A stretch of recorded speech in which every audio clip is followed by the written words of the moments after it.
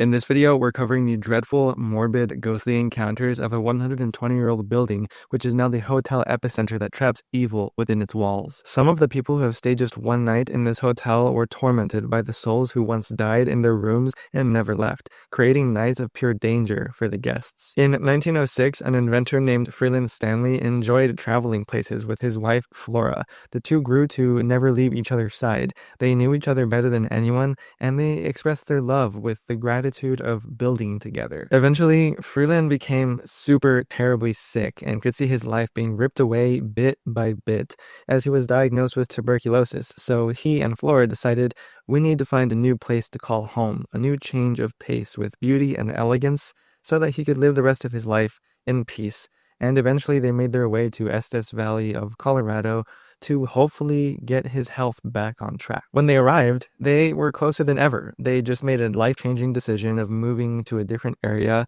It was a new era for them, a new place, a new town, a new everything, and they needed something to kind of commemorate this place that they were living in, as it was sort of empty, a green pasture but barren town with nobody really around. They pretty much decided to bring their love together, their alike minds and interests, how they build things and invent things, and they decided they wanted to build something there as there was nothing there. Eventually, a lot of effort would go into this, and the building would be worked on incrementally, which would become the gigantic Stanley Hotel, and it became the mecca of an establishment, a giant hotel that sort of had features of both Eastern and Western areas, a rustic sort of townhouse establishment that is now in the middle of where there wasn't anything. It was the type of place that you'd think maybe a president could live there. It had that sort of resemblance to it. And even though it was sort of in the middle of nowhere, it still managed to have electricity, telephone lines, a dining room restaurant, everything that you would need in a grand-esque, beautiful place like this. Full of character, this hotel was. It had its own charm to it, but that charm, that character would eventually be ripped away completely in the most terrible and tragic ways. Just a couple of years after the Stanley Hotel opened and it was in full swing, guests staying routinely, nightly, the whole place was lively and had this charm to it that everyone appreciated. It really became this staple place for people to stay in the area.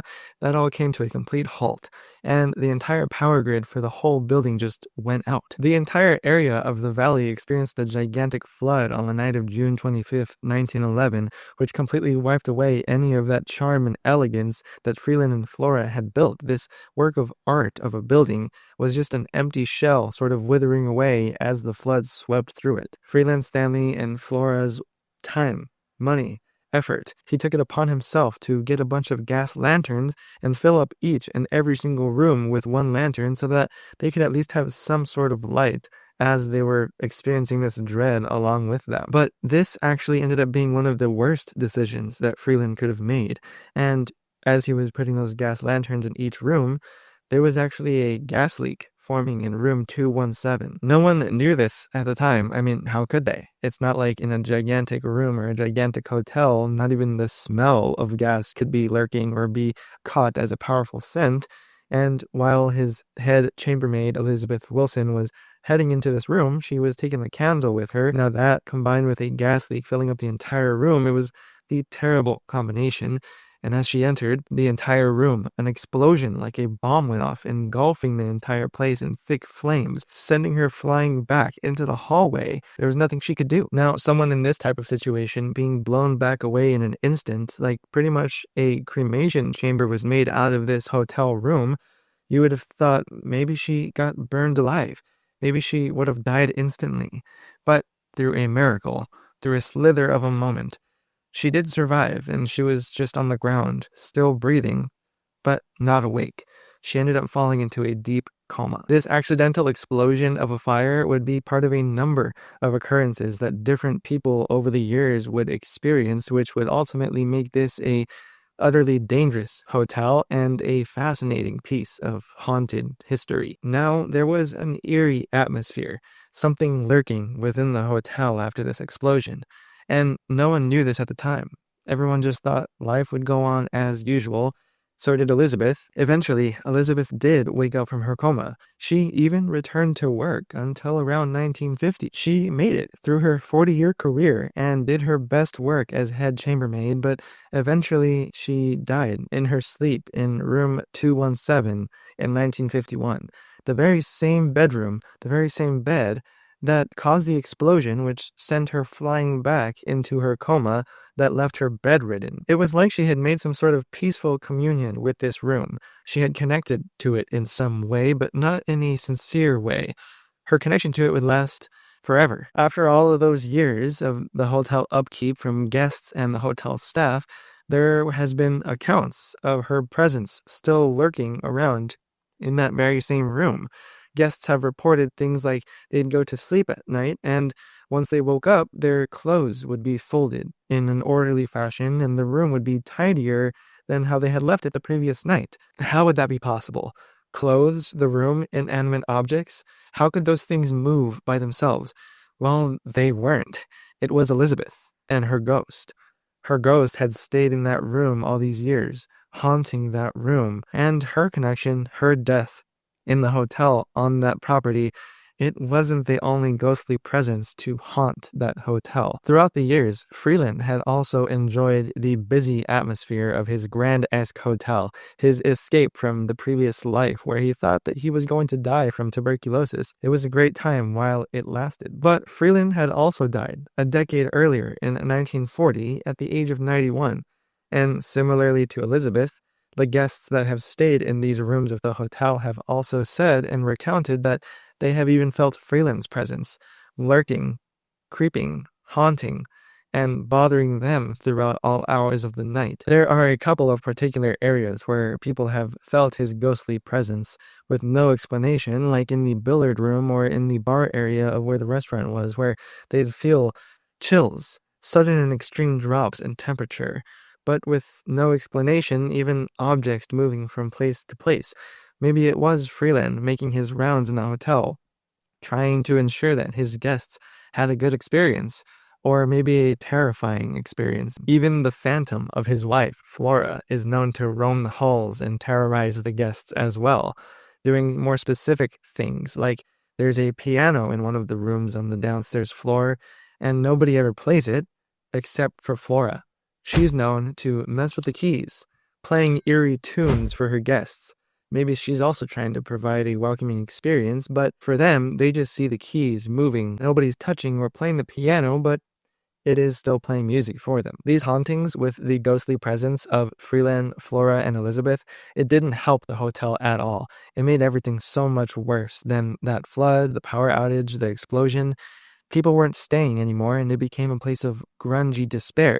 There was lack of investment, lack of upkeep, and by the 1970s, it was full of hauntings and ghostly presence, but the lively atmosphere, the enjoyment that guests would experience, wealthy business people and families that would stay in and out of this hotel on a regular basis, that was all gone. Only a couple of guests would stay there every now and then, and by around that time of the 1970s, it was almost too far gone, but a writer and his wife, they made their way up to this area from their place in Colorado.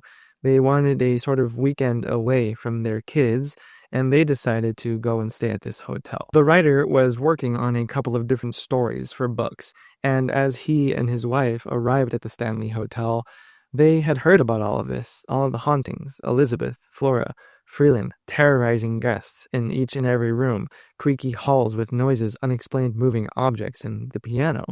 And they were hoping for maybe some inspiration, especially the writer. And on the last day of the season that the hotel was open, they booked for their accommodations. They were the only two people to do so that day. The writer has been quoted in saying it was their last day of the season. Everybody was leaving, nobody was coming in, and we said, can we check in? And it wasn't just Elizabeth, Freeland, and Flora that were a part of the stories of hauntings that took place on the property. There were other areas on the property, like an on-site pet cemetery, that Freeland and Flora had made for pets that they had owned throughout the years that they had buried on that property. One of their pets, named Cassie, was a really loving, inviting, and playful golden retriever. who was known by guests to still roam around delivering newspapers into the lobby and scratching at the guests' doors to be let into the room, even though Cassie, the golden retriever, had been buried all of those years in the pet cemetery. There is even a large cave system underneath the entire hotel that in the 1900s was used by the hotel staff, since Freeland frowned upon it and saw it as unprofessional for the hotel staff to be seen by the guests. So the hotel staff would use these cave systems, these tunnels, to get from room to room, to the restaurants, to the laundry facilities. And if you'd think, wait, wouldn't these ghosts of the hotel staff now use these tunnels underneath the hotel to lurk, creep, and use them as an enticing way of haunting the guests? Well, you'd be right. Get this, women that have stayed in room 401 have even described feeling a sense of a presence that touched them, groped them in certain areas, or messed with their hair. Imagine, you guys, you're a woman and you stay in one of these rooms, maybe it is 401, and you feel like you're being pretty much violated by a ghostly presence that you can't see, hear, you can't do anything about it besides just wait for it all to end. Well, that writer and his wife, as they were the only two guests that were staying in the hotel that last night of the season that this hotel was open on its last legs, they were pretty much taking this as their last opportunity to experience this for themselves. They even went to have dinner at that restaurant, had drinks at that bar, those areas where it's explicitly said that Freeland haunts people, moving things around, the chills of the temperature dropping. They even stayed in room 217, where Elizabeth had passed away in the same bed where the explosion happened. Well, that night, as he and his wife were settling in for bed, and he was falling asleep, he described to recount a very vivid, morbid lucid dream. And in this nightmare, he remembered a fire hose coming to life as an inanimate object, being controlled by a force that he couldn't see, and it was coming to life trying to attack him, and with all his might, he tried to just hold it down. He just couldn't stop it.